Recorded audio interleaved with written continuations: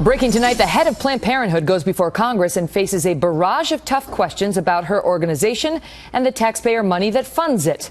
But instead of that debate, the committee chair who led the hearing is coming under attack for questions he raised of the group's president about her salary. Watch this.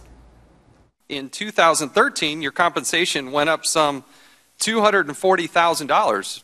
Your compensation we're showing in baseline tax returns is $590,000, correct? That's not my annual compensation. My annual compensation is $520,000 a year. I first would like to register my opposition and my objection to the chairman beating up on a woman, on our witness today, for making a good salary. In the entire time I've been in Congress, I've never seen a witness beaten up and questioned about their salary. Lord Almighty, what's America coming to?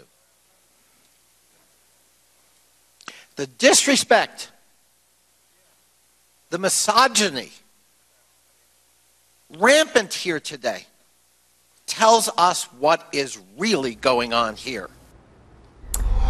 Utah Congressman Jason Chaffetz is a Republican and the chairman of the House Oversight and Government Reform Committee. So there you have it. You asked Cecile Richards, who works for a taxpayer-funded organization, about the salary she makes.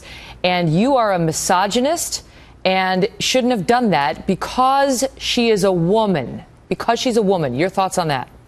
We have questioned people about their salary time and time again. This is a nonprofit organization that is taking exorbitant salaries. They're paying for first-class travel. They're sending money overseas. They're sending it to political organizations to get out the vote. Doesn't sound like things that actually go to women's health care. And quite frankly, I didn't want to hear a lecture from them on how the holier-than-thou Democrats about how we don't care about anybody but ourselves. It's just not true. The point you were trying to make is you don't need it. You don't need the taxpayer subsidy. Not only are you doing very well, but you have a lot of private donations. And why are the taxpayers supplementing funding to an organization that pays the head $500,000 a year as it flies her first class across the country? The revenue to Planned Parenthood is $127 million more than their expenses. So why should the American taxpayers have to pull money out of their wallet and give it to Planned Parenthood?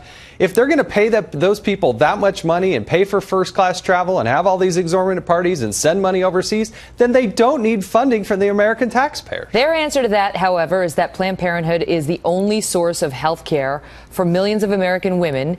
And if you take the funding away, there will be closures and women will suffer, in particular low-income women.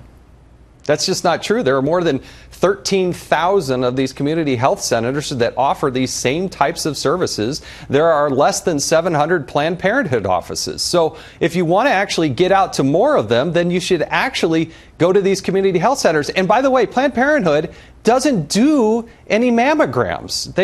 And if you look at their breast care exams, they've gone down by 50%. They do breast cancer screenings, STD testing, and birth control. That's what they testified to today.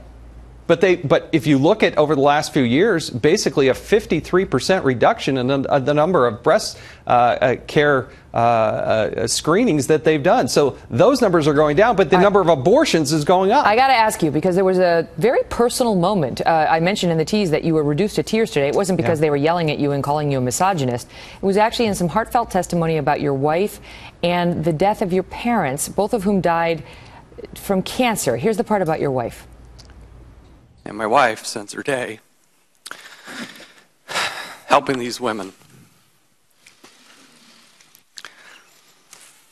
And I'm proud of her for doing that. I've never seen that of you before. Why so emotional on that subject today?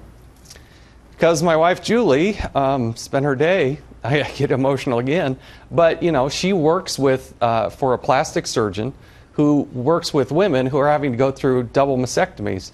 So I didn't want to get a lecture from Democrats who say all I care about is money and I hate women. And I lost my mom to breast cancer. I lost my dad to colon cancer. My wife spends her day helping these women. So I don't know. I'm just laying it all out there, I guess. I appreciate your sentiment. I was going to mock you as the next John Boehner, but what you said was so sweet I decided not to do it. You almost got there. You almost did it.